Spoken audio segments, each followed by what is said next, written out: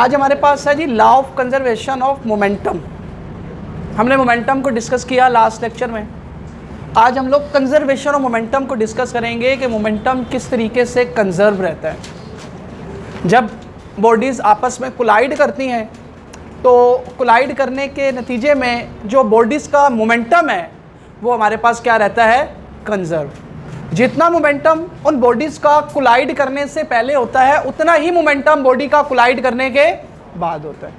इसी को कहते हैं कंजर्वेशन ऑफ मोमेंटम, कि मोमेंटम कांस्टेंट रहता है। क्या रहता है? कांस्टेंट। इसमें सिर्फ हम लोग कोलिजन में हम लोग जो है बॉल्स की कोलिजन नहीं, कोई भी प्रोसेस है उस दौरान मोमेंटम की वैल्यू कंजर्व रहेगी।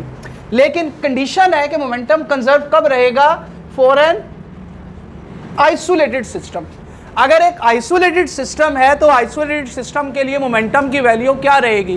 कांस्टेंट। अब ये आइसोलेटेड सिस्टम क्या होता है? आइसोलेट का मतलब होता है तन्हा, अकेला। ठीक है, आइसोलेट कर दो इस सिस्टम को ना। जैसे हम लोग कोविड में बात करते थे कि भाई इसको कोविड हो गया, इसको आइसोलेट कर दो, मतलब इसे अकेला कर दें, कमरे में बंद कर दें और कोई ना हो, इसको हम लोग आइसोलेट करें। तो आइसोलेट का मतलब है ऐसा सिस्टम जो तन्हा हो। तन्हा का मतलब अकेला, उसके आसपास कोई और सिस्टम मौजूद नहीं है। ठीक है, अगर इसको मैं डिफाइन करूं तो the system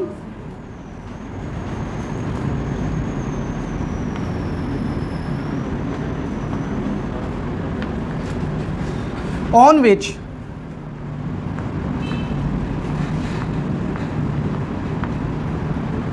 no external force is exerted। ऐसा सिस्टम जिस पर कोई एक्सटर्नल फोर्स ना लग रही हो, जिस पर कोई एक्सटर्नल फोर्स ना लगे। अब ये रूम है ना, इस रूम को मैं सब तरफ से बंद कर देता हूँ और इस रूम के अंदर हम लोग जो मौजूद हैं ये है मॉलिक्यूल्स या पार्टिकल्स।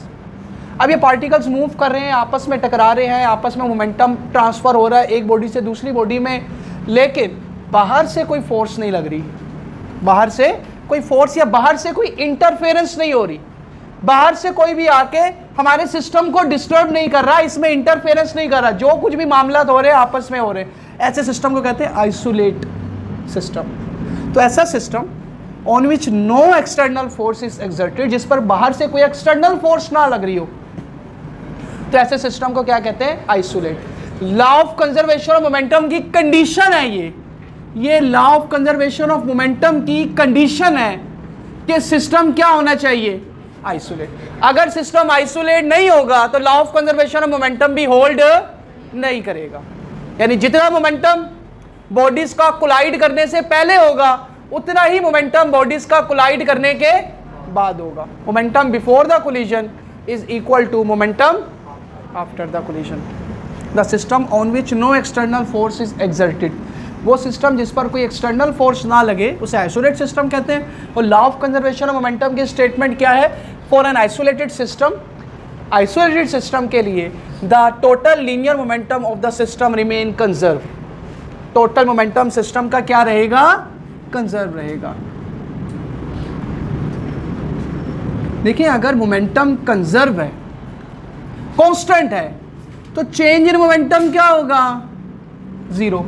जब एक चीज चेंज ही नहीं हो रही, कांस्टेंट है, तो चेंज इन मोमेंटम क्या होगा? जीरो होगा। हमने इक्वेशन ये पढ़ी है F is equal to delta P over delta T। तो जब डेल्टा P जीरो है तो फोर्स भी क्या हो गई? इसका मतलब ऐसा सिस्टम जिस पर कोई फोर्स ना लग रही हो, उस सिस्टम को हम लोग क्या कहेंगे कि आइसोलेटेड सिस्टम है। और ये कंडीशन हमारे पास जो होगी law of conservation of momentum को होल्ड करेगी। अच्छा, ये थी हमारी बेसिक। अब इस चीज़ को प्रूफ करना है, इसकी एक्सप्लेनेशन देखते हैं। हम लोग बहुत ज़्यादा स्लो चल रहे हैं, आपको पता नहीं फील हो रहा है कि नहीं हो रहा है, लेकिन हम बहुत ज़्यादा स्लो चल रहे हैं। और इतने स्लो चलने में भी अगर आप नहीं चल रहे हैं फिर मरोगे। ठीक है, तो ये बात मेरी नोट कर लें। और इतना स्लो चलने पे आपके ना चलने की रीज़न एक ही होनी कि आप पढ़ नहीं रहे हो, और कोई रीज़न नहीं है कि आपको समझ नहीं आ रही, आपसे काम हो नहीं रहा, या काम इतना ज़्यादा है आपके बस की बात नहीं है, नहीं, आप पढ़ नहीं रहे हो। हमें इस काम को भी स्पीड अप करना। अगर अभी नहीं चल पा रहे हो, बेसिक नहीं सीख पा रहे हो, तो जब आप थोड़ा स्पीड अप करेंगे तब भी आपको फिर और ज़्यादा फिर तो मुश्किल होनी है।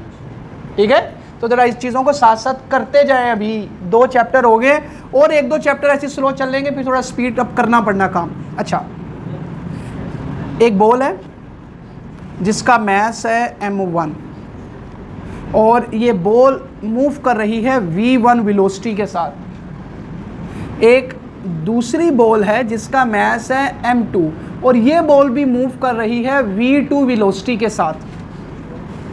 अगर मैं कहूं कि वेलोसिटी v1 ग्रेटर है v2 से, मतलब ये जो पीछे वाली बॉल है इसकी वेलोसिटी ज़्यादा है, तो कुछ देर के बाद ये दोनों बॉल्स आपस में कोलाइड करेंगे।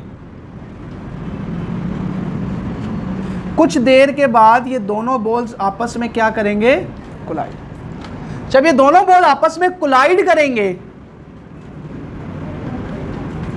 तो at the time of collision, उस एक लम्हे पर जब ये टकरा रहे होंगे, बात सुनिएगा, उस एक इंस्टेंट पर जब ये आपस में टकरा रहे होंगे तो जितनी फोर्स ये बॉल m1 एक्सर्ट करेगी m2 पर, उतनी ही फोर्स m2 भी एक्सर्ट करेगी किस पर? m1 पे। दोनों बॉल्स एक दूसरे पर equal but opposite force exert करेंगे। Action and reaction are equal but opposite in direction. Action और रिएक्शन इक्वल होते हैं लेकिन डायरेक्शन में क्या होते हैं? ऑपोजिट। तो जितनी फोर्स, अब देखो ना, ये बॉल मेरे को जी छोटी है और ये वाली बॉल बड़ी है, तो आपको जी छोटी बॉल कम फोर्स लगाएगी, बड़ी बॉल ज़्यादा फोर्स लगाएगी? नहीं, at the time of collision जो दोनों बॉल्स है एक दूसरे पर इक्वल फोर्स एक्सर्ट करेंगी। एक्शन का रिएक्शन हमेशा क्या होगा? इक्वल। ठीक है, तो इक्वल फोर्स एक्सर्ट होगी, तो उस टाइम पे फोर्स हमारे पास है जी F और F डैश। उसके बाद जो बॉल m1 है,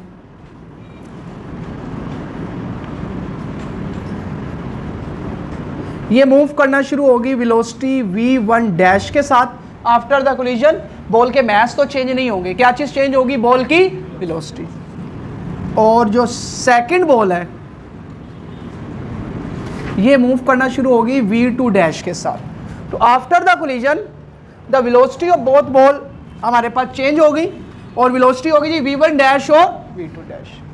अच्छा, अगर मैं दोनों बॉल का इनिशियल मोमेंटम लिखूं तो इसका इनिशियल मोमेंटम कितना है? फर्स्ट बॉल का मास को वेलोसिटी से मल्टीप्लाई कर दें, m1 v1, और सेकंड बॉल का इनिशियल मोमेंटम कितना है? m2 v2। After the collision first ball का फाइनल मोमेंटम कितना है?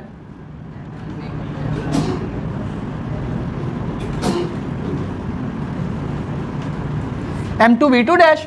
और सेकंड बॉल का फाइनल मोमेंटम कितना है? लगा देते हैं।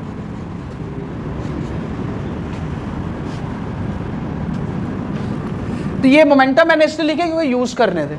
अच्छा, यहां तक सारी बातें क्लियर है? वेलोसिटी चेंज हो जाएगी, मोमेंटम भी चेंज हो जाएगा, जब भी तो इनिशियल फाइनल का नाम दिया है। हाँ, मोमेंटम कांस्टेंट होगा। अब मोमेंटम कांस्टेंट होने का मतलब ये है कि जितना मोमेंटम दोनों बॉल्स का टकराने से पहले होगा उतना ही मोमेंटम दोनों बॉल्स का टकराने के बाद होगा। एज अ होल दोनों बॉल्स को कंबाइन करके बात कर रहे हैं। ट्रांसफ़र ज़रूर होगा। सिंगल बॉल की बात करें तो सिंगल बॉल का मोमेंटम चेंज हो रहा है, वो तो कांस्टेंट नहीं है, लेकिन एज अ होल इन दोनों बॉल का मोमेंटम जितना टकराने से पहले था उतना ही टकराने के बाद है। ठीक है, यही चीज़ प्रूफ करेंगे भी आगे, आप देखिएगा। अब मैं क्या करता हूँ, पहले मैं फोर्स कैलकुलेट करता हूँ। The force exerted by m1 on m2।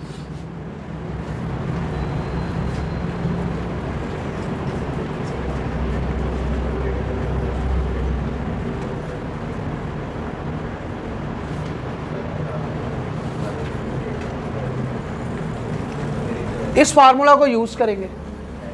Force किसके इक्वल होती है? Change in momentum over time. अब फर्स्ट बॉल जो फोर्स लगा रही है उसे मैंने नाम दिया F का, तो change in momentum final momentum minus initial momentum divided by T. अब फर्स्ट बॉल हमारे पास उसका फाइनल मोमेंटम और उसी का इनिशियल मोमेंटम, क्योंकि पहली बॉल फोर्स लगा रही है ना, तो फर्स्ट बॉल का फाइनल मोमेंटम और फर्स्ट बॉल का ही इनिशियल मोमेंटम। तो ये देखिए फर्स्ट बॉल का फाइनल मोमेंटम m1 v1 और फर्स्ट अपना इनिशियल m1 v1। तो देखें फाइनल मोमेंटम कितना आया, m1 v1 dash minus m1 v1 divided by t। t divide हो रहा है, इधर आके क्या हो गया, multiply m1 v1 prime m1 v1। This is non equation number 1। इसको आप नाम दे दें इक्वेशन नंबर 1 का। आपने यहां से एक इक्वेशन बना ली। अब हम लोग सेकंड बॉल जो फोर्स एक्सर्ट कर रही है F2 F डैश, हम एक इक्वेशन वहां से बनाएंगे। The force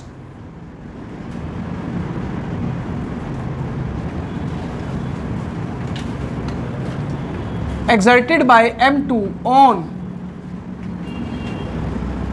M1। M2 कितनी फोर्स एक्सर्ट कर रही है M1 पर, F dash is equal to, अब डेल्टा P ओवर T। अब सेकंड बॉल का फाइनल मोमेंटम और सेकंड बॉल का ही इनिशियल मोमेंटम, तो क्या आएगा, M2 V2 dash minus M2 V2 divided by T। T divide हो रहा है, इस तरफ आगे क्या हो जाएगा, F dash multiply by T is equal to M2 V2 dash minus M2 V2। इसको कह देंगे इक्वेशन नंबर 2। यहां तक ही क्वेश्चन है, क्लियर है। अच्छा, अभी क्या करें, दोनों इक्वेशन को ऐड कर दें। क्या कर दें, दोनों इक्वेशन को add. Adding equation 1 and 2 note कर लें यहां तक जरा।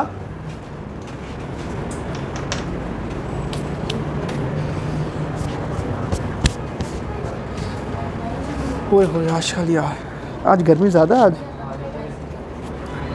मैंने आज पंखा भी इसलिए बंद नहीं किया, मैंने कहा बच्चे हैं छोटे यार, वो उधर लगाना है, इधर नहीं लगाना, इधर तो खुद उतराया है, वहाँ लगवाना है, लेकिन वहाँ पे मैं उस टाइम भी बंद करना पड़ना है, साउंड उसका जो है नहीं होता यार। साउंड प्रूफ पता है किसका होता है, एसी का जो आउटडोर है ना इसका, लेकिन वो ओपन होता है, बच्चा हाथ देता जाए, मतलब परेशानी जिसको होती है उसका होता है साउंड प्रूफ। बाकी जितने भी है ना, किसी का भी साउंड प्रूफ नहीं है। सारी रिसर्च है इस पर, आपको किसी दिन आप फारग बैठेंगे तो आपको समझाना। मतलब किसी दिन मैं और आप पहली पहली बॉल पे आउट हो गए, फिर 5-6 ओवर होंगे, ऐसी बातें फिर करें उस दिन यार जिस दिन फीस साहब ओपन चल जाए, हमें पता बारी भी नहीं आनी, स्कोर भी नहीं होना उस दिन। अच्छा आगे देखिए भाई, तबीयत वगैरह आपकी ठीक है, आपको अपसेट लग रही है आप, ओके। अच्छा फील ना किया करें बेटे, इधर तवज्जो दें, आप फील ना किया करें, ठीक रहेंगी। दोनों इक्वेशन को ऐड कर दें, एडिंग इक्वेशन 1 एंड 2।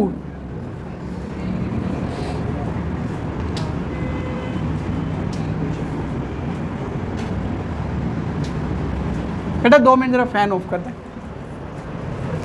अपना, वहां से फैन ऑफ करना बेटा, ये वाला। अच्छा, लेफ्ट हैंड साइड को लेफ्ट हैंड साइड पे ऐड करें, F multiply by T plus F dash multiply by T। अच्छा, राइट हैंड साइड को राइट हैंड साइड पे ऐड करें, M1 V1 dash minus M1 V1 और plus M2 V2 dash minus M2 V2। अच्छा, इसके बाद क्या करें, यहां से T कॉमन निकाल लें, F प्लस F डैश और ये वैल्यू एज इट इज लिख दें, M1 V1 dash minus M1 V1 plus M2 V2 dash minus M2 V2। अच्छा जी, इसके बाद क्या करें next,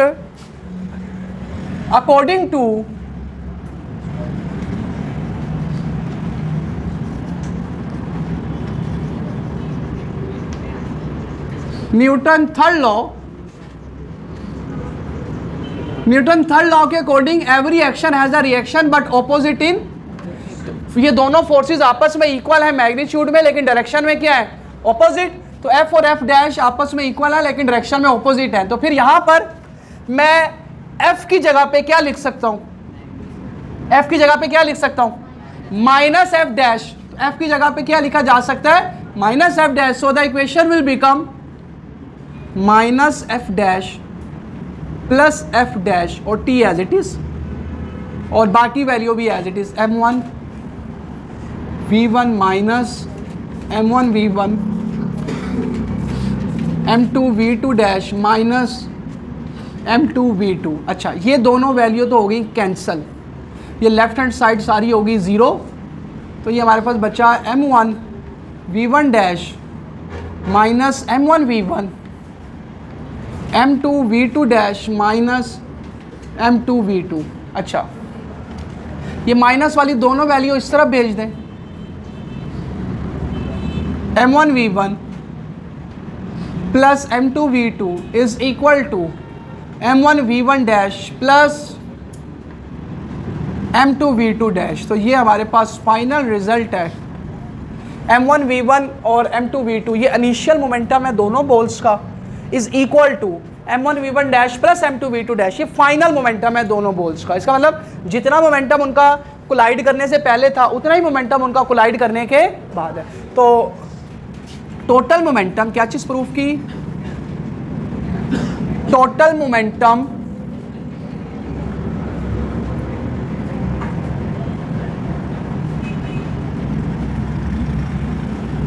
before the collision is equal to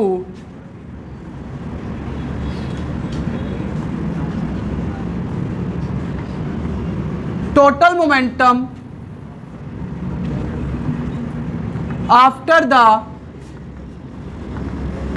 collision।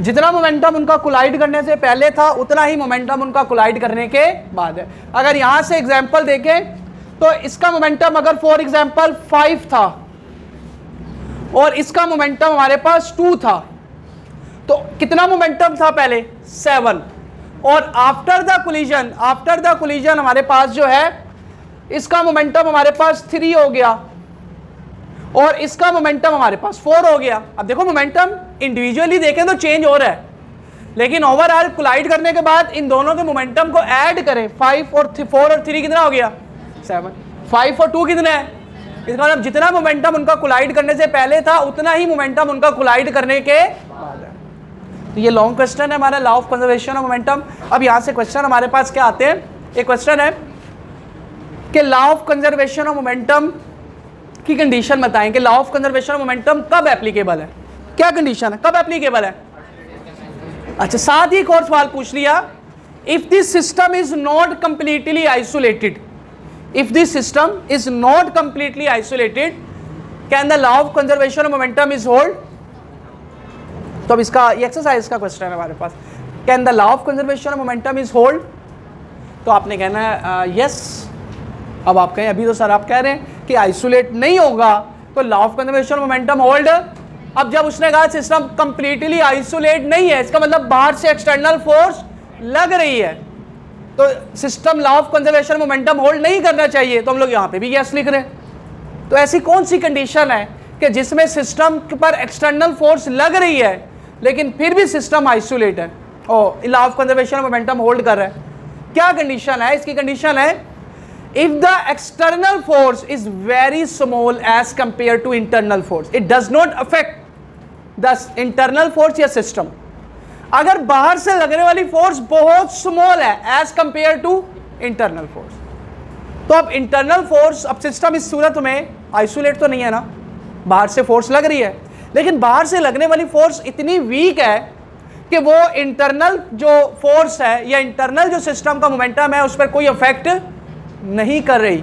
तो इस सूरत में सिस्टम कंप्लीटली आइसोलेट नहीं है लेकिन फिर भी law of conservation of momentum hold कर रहा है। बात समझ आ गई कि ये एक कंडीशन है जिसमें हम लोग law of conservation of momentum को होल्ड करवा सकते हैं, आइसोलेट ना हो तब भी। बस क्या कंडीशन है कि external force is very very less than internal force. External force internal force से बहुत कम हो, so it does not affect the internal forces, ठीक है, या इंटरनल मोमेंटम। तो ये हमारे पास लॉन्ग नोट करें। कल हम लोग जो है इलास्टिक और इन इलास्टिक कोलिजन की बात करेंगे और उसके लिए हम लोग सेपरेशन अप्रोच को प्रूव करेंगे, ठीक है भाई। आगे 2-3 दिन जो है ये लॉन्ग ही है और उसके बाद चैप्टर वाइंड अप हो जाएगा।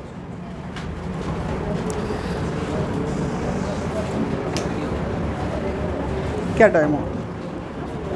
5:30।